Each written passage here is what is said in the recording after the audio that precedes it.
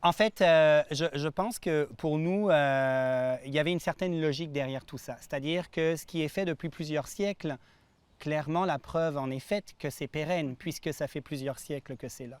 Les nouvelles technologies, finalement, sont assez récentes. Et je pense que leur pérennité est encore à prouver. Donc, ce retour, justement,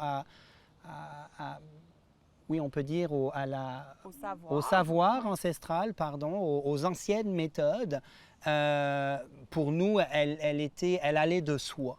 Elle allait de soi, la preuve en était faite, donc c'était une certaine assurance peut-être pour nous de faire comme on faisait avant. Les granges tiennent encore. En Europe, on a des bâtiments qui sont vieux de plusieurs siècles et qui vont probablement perdurer encore plusieurs siècles. Alors cette idée de construire une maison qui allait nous enterrer, et peut-être nos enfants et les enfants de nos enfants, cette pérennité-là, qui peut-être même pourrait s'inscrire dans un patrimoine futur ici dans la région, éventuellement. Il faut rester humble. Voilà, encore une fois, c'est quelque chose qui nous animait, ma blonde et moi.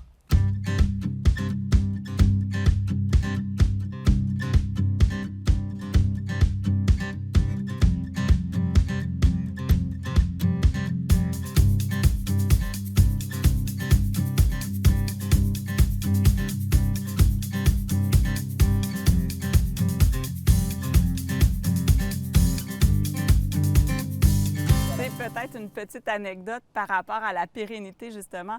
Je me rappelle, il y a un contracteur qui passait dans la rue, construisait une maison plus loin, puis on était à l'étape de la charpente. Donc là, il voit la charpente traditionnelle, puis il me dit « Ah, wow, c'est beau, on fait plus des charpentes comme ça. » Mais il dit « Mais en même temps, c'est tellement long ce que vous faites, c'est sûr qu'on ne pourrait pas se permettre de construire comme ça. » Mais je me suis permis de répondre à cette personne-là « Mais non, mais c'est vous qui allez trop vite. » Nous, on prend le temps, on prend le rythme que ça prend pour avoir une maison qui va durer dans le temps. Les maisons, maintenant, sont faites rapidement avec des garanties de 5 ans. C'était pas l'optique qu'on voulait. D'un autre côté, et à la décharge de cette personne-là, la réalité d'aujourd'hui confronte temps et argent. Donc, plus on va rapidement, plus c'est rentable. Et évidemment, plus c'est long, plus ça coûte cher. Et je ne pense pas que la pérennité soit à l'ordre du jour au 21e siècle, malheureusement. Alors, ma blonde et moi, on veut essayer justement donc, de revendiquer ça, de faire de l'advocacy pour les maisons pérennes et qui durent. Premièrement, parce que justement, elles diminuent au fil du temps leur empreinte écologique. Donc ça, pour nous, c'était essentiel. On y reviendra probablement après, Frédéric, mais la maison en chanvre et chaud, elle a un bilan carbone qui est très faible. Donc ça aussi, c'était quelque chose qui allait de soi, ma blonde et moi. Par rapport au savoir ancestral, je fais un petit saut, un petit retour. C'était aussi une façon pour nous de rendre hommage à nos grands-parents, nos arrière-grands-parents, donc tous ceux qui ont travaillé super fort à la sueur de leur front, au détriment même parfois de leur santé. Et pour nous, c'était une façon de redorer un peu leur blason et de leur dire « Hey, on t'a pas oublié, grand-père. Regarde, aujourd'hui, là, on fait comme toi.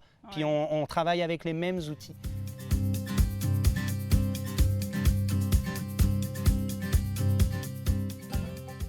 Le travail du bois, on ne se sentait pas à l'aise. Hein? Comme je te l'ai dit, on est 2 infirmiers, on n'avait jamais vraiment travaillé avec tout ça. Puis, on a besoin de comprendre ce qu'on fait dans la vie. Donc, on est assez cartésien. Je pense qu'on s'est déjà informé. C'est une déformation universitaire et professionnelle où on nous demande justement donc d'avoir un esprit très cartésien, scientifique, même si la médecine, évidemment, n'est pas une science exacte, mais on doit travailler selon certains protocoles. Puis je pense que malgré nous, peut-être, on a cherché à transposer ça, en fait, dans la construction de la maison. Ouais. Donc, tu sais, pour la charpente, on a fait venir plusieurs livres, on s'est vraiment informé, on a lu beaucoup. Ça a été 2 ans, en fait, juste de développement en termes de plans, qu'est-ce qu'on veut comme maison, de recherche. On a rapetissé plusieurs fois aussi la dimension de la maison. Puis, avec cette aventure-là de charpente, on s'est décidé à faire vraiment charpente traditionnelle. Donc là, on s'est essayé nous-mêmes dans notre petit atelier. Puis ça avait l'air de tout sauf ce qu'il y a dans le livre. Finalement, on n'était pas très convaincus. Mais l'auteur, il y a un des auteurs qu'on aimait vraiment beaucoup, c'est Maître Jean-Louis Valentin. Et mon chum, dans ses recherches, finit par trouver sa firme d'architecte en France. Fait que, il me dit, ben écoute, on aime vraiment comment il explique, il vulgarise bien, on se sent à l'aise avec ses écrits. Alors, on va essayer de l'appeler, de le joindre. Peut-être qu'il offre des formations. Donc, finalement, mon chum appelle la compagnie et M. Valentin travaillait sur son bateau. C'est sa fille qui répond. Puis là, elle dit à mon chum, oui, un instant, je vous le transfère. Ouais. En fait, il faut savoir que j'appelais là sans grandes attentes. En fait, même à la limite, j'avais certaines appréhensions que le monsieur réponde. Hein, évidemment, c'est un auteur, il est reconnu à travers la France, à travers l'Europe et même un peu aux États-Unis. Oui. C'est un monsieur qui a à peu près une 60aine d'années d'expérience donc en charpente. Il est aussi architecte des PLG, donc lui, il a vraiment essayé de lier en fait le travail manuel à l'intellect en devenant architecte. Et c'était pour lui une façon aussi de redonner peut-être une certaine crédibilité au métier manuel, dont le charpentier. Alors, pour finir l'histoire, effectivement, sa fille Valérie va chercher son papa qui bosse sur le bateau. Le monsieur me prend au téléphone, ravi d'avoir 2 Québécois qui veulent faire du tonneau mortaise au Québec. C'est comme pas banal, pour reprendre son expression. Et il nous dit, écoutez, le plus simple, venez nous voir. Venez nous voir aux ateliers SARL Valentin, donc à Troyes, en Champagne. Alors évidemment, moi, un peu surpris et excité en même temps, je dis, écoutez, c'est très bien. Donc on arrive, on a raccroché la ligne, on a pris les billets d'avion. À l'époque, notre bébé avait quelques mois. Alors on est partis tous les 3 donc dans les ateliers de Maître Valentin, pardon. Fait qu'il nous a accueillis dans le fond. On a suivi la formation pendant un peu plus de 2 semaines. Puis, il nous a vraiment aidé à simplifier et on a fait comme notre ferme de toit qu'on avait choisi pour le type de maison qu'on voulait avec lui en atelier, ce qui nous a permis de ramener comme le savoir minimal requis pour être autonome puis pouvoir faire notre charpente. Et fait que là, juste pour avoir ça clair, là, genre vous l'avez appelé puis il a dit venez-vous-en, je vais vous montrer.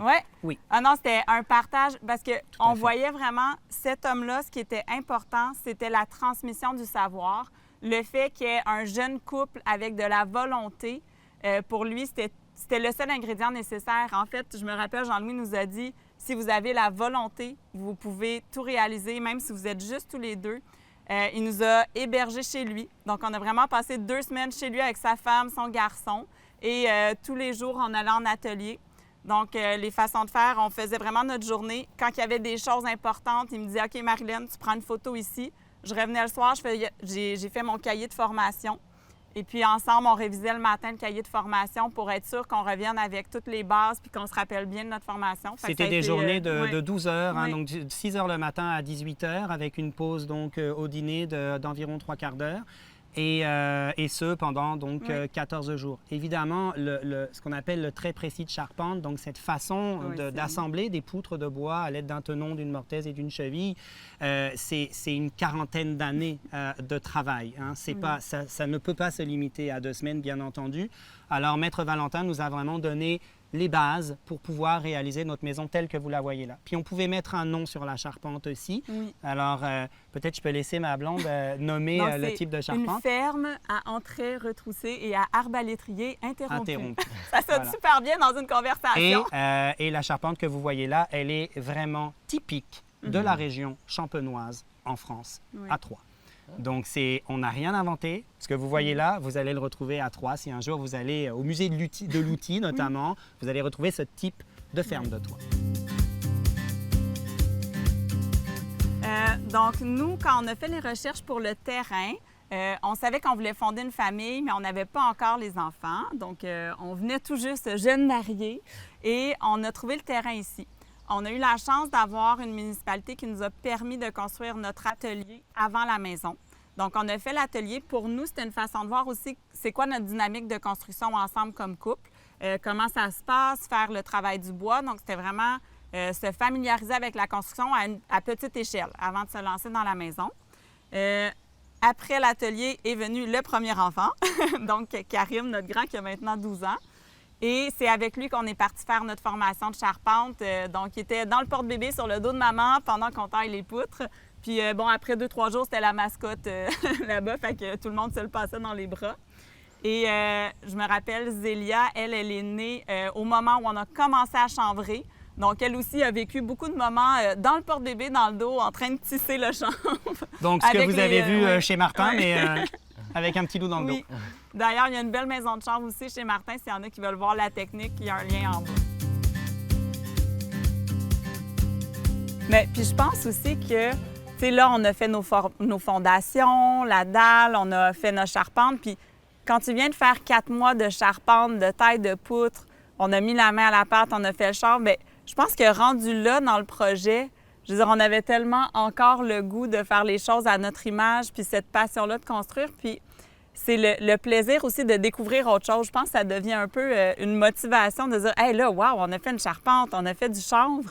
Bien, pourquoi on ne fait pas les fenêtres? » Donc, c'est toujours d'aller chercher un nouveau savoir, une nouvelle façon de créer, d'exploiter les matériaux. Puis aussi dans l'idée de toujours trouver qu'est-ce qui va durer, qu'est-ce qui est le plus pérenne. Donc, au niveau de la fenestration, par exemple, on a choisi de faire nos fenêtres nous-mêmes en double vitrage comme à l'ancienne, en utilisant le chêne blanc qui est un bois qu'on utilise pour les bateaux qui ne pourrit pas. Fait que je pense que c'était vraiment dans l'idée très puriste de faire nous-mêmes. Puis tant qu'à ça être rendu là, ben tu sais, pourquoi pas finir vraiment toutes les étapes de notre Puis, main. en même temps, tu sais, moi, j'arrêterai jamais de le dire, la maison en chanvre et chaud, c'est la maison la plus facile à réaliser et à construire parce qu'elle ne comprend que 3 ou 4 matériaux. Le bois, le chanvre, la chaux et l'eau. 4 matériaux pour construire une maison. Donc, pourquoi ne pas la faire juste tous les deux? Puisque justement, elle est simple à réaliser. Et puis, ma blonde et moi, on est des gens simples, justement. Tu sais, hein, le fameux dicton en anglais « Keep it simple and beautiful », je crois qu'on a vite compris. D'abord financièrement. Oui. Pourquoi? Ben, y a pas de main-d'œuvre. Mais non. Puis pourquoi compliquer quelque chose qui, en soi, est assez simple? Ma blonde parlait des fenêtres. Un thermos, voilà, un cadre, 2 fenêtres, des trous pour laisser passer l'air. J'ai un thermos, complètement naturel, ultra pérenne, pas de gaz argon. C'est simple. Et ça marche en plus. Et c'est solide. Mais c'est vrai qu'il y a comme une espèce de savoir dans la technologie qui s'est perfectionné, où il y a une espèce de chasse gardée du savoir. Puis je pense que nous, avec la maison, ça a été comme tout le contraire. On a juste envie de partager puis de montrer aux gens que, mais non, mais ça peut être simple, construire sa maison. Puis il faut vraiment se laisser le temps. Se laisser aussi la chance. Je veux dire, on a fait des erreurs là, sur la maison. Il y a des choses qu'on a recommencées parce que c'était pas à notre goût ou ça fonctionnait pas. Mais je pense que si on a la volonté, oui, tout se fait. Il faut y croire.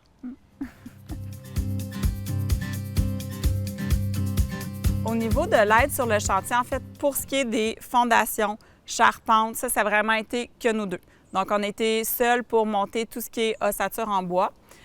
Pour la partie chanvre, comme c'était très nouveau au Québec, il n'y avait pas Solutionnera encore, on n'avait pas de réseau, il n'y avait pas de maison qu'on connaissait comme ça. Donc, nous, on a fait affaire avec une compagnie et on a engagé, en fait, cette équipe-là de 6 personnes qui ont été là du début à la fin avec nous. Donc, on a vraiment participé. Donc, on était sur le chantier. On faisait nos petites mises au point matinales pour savoir c'était quoi le plan de match. Donc, on a été vraiment très impliqués dans la coordination des étapes du chantier. Mais c'est vrai que maintenant, il y a de plus en plus une conscience écologique, une conscience aussi de réduire l'empreinte écologique, ce qui n'était pas nécessairement le cas. En tout cas, nous, on ne l'a pas ressenti il y a 12 ans quand on a commencé le projet. Mais si je regarde, par exemple, la maison de Martin, là, il a vraiment fait affaire à l'éco-communauté de Solutionnera pour aller donner l'opportunité, en fait, aux gens qui veulent se construire de mettre la main à la pâte, de voir si c'est fait pour eux. Et ce bénévolat-là, nous, on est allé participer au chantier. Vous allez le voir dans les vidéos, justement, du chantier de Martin, mais de voir ces gens-là qui ont la motivation d'apprendre, qui veulent bien faire aussi. Nous, ça a vraiment été une semaine de pur bonheur. Là. Honnêtement, Ouais. une révélation. Oui. Parce que je vais être franc, et j'en avais parlé justement à Martin, j'y croyais pas tout à fait, j'étais très sceptique parce que nous, il y a 12 ans, donc nonobstant cette équipe qu'on payait, oui, mais on avait demandé de façon un peu informelle de l'aide autour de nous, les amis, bon. Et malheureusement, on a fait chou blanc. En fait, il n'y a pas grand monde qui s'est présenté. Donc là, ça nous a aidé à voir qui étaient nos amis. Finalement. Toi et moi. Oui, c'est ça. Donc, ouais, ça s'est résumé à nous deux. Hein. Bon, mais c'est correct, on a fait un peu de ménage. Mais ce que je veux dire, c'est que c'est vrai que Solutionnera nous a démontré qu'il est possible de faire des chantiers donc, participatifs, que ça marche, que c'est ultra efficace. Je regarde l'équipe à laquelle Martin a fait appel par rotation, bien entendu. Hein, donc, c'était toujours 5 personnes bénévoles aux 3 jours en alternance, donc, et ainsi de suite. J'ai été enchanté. Pour moi, c'était magique. Mais je pense que c'est un baume sur le cœur de voir Oui. que les gens se mobilisent, les gens ont une conscience, puis même à la limite, les gens qui ne veulent pas nécessairement ou n'ont pas cette passion-là de eux-mêmes faire une maison, mais d'aller participer, d'aider d'autres, l'espèce de donner au suivant, cette chaîne-là. Mais ne serait-ce Ouais. que la curiosité, Oui. c'est-à-dire d'être assez curieux pour dire « Oh, je me déplace puis je vais aller essayer ». C'est magique.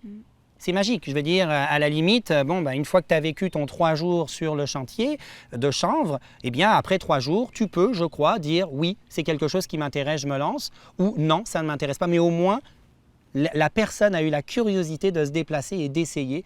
Pour moi, c'est une chance inouïe.